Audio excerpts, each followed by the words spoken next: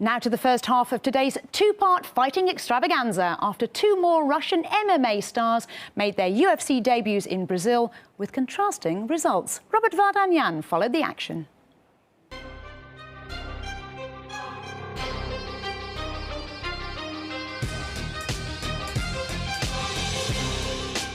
The Russians came February the 15th, UFC Fight Night 36. Two more of the country's up-and-comers first stepped into the cage of the world's top mixed martial arts promotion. Featherweight Zubair Tuhugov was in for a tough test in Brazil against local idol Douglas Silva de Andrade. I was supposed to fight Thiago Tavares, but due to a rib injury he was forced out of the competition and Silva stepped in just 9 days ahead of the bout.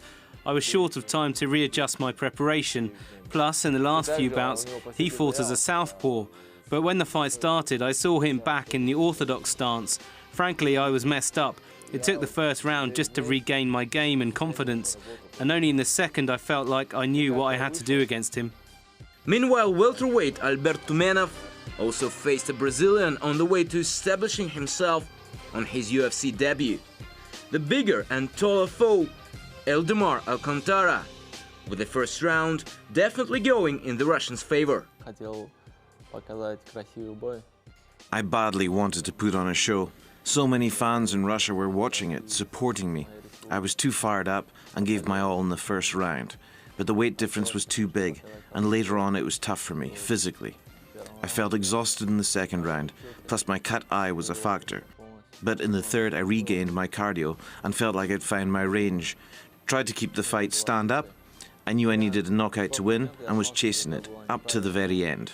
When it comes to a fight, it's often the narrowest of margins that separates failure from success. Tumenov's debut was to prove controversial, showing tons of heart, but losing to Alcantara via split decision. While Tuhugov proved he is a new force to be reckoned with in the UFC featherweight division with a confident, unanimous decision win over Silva.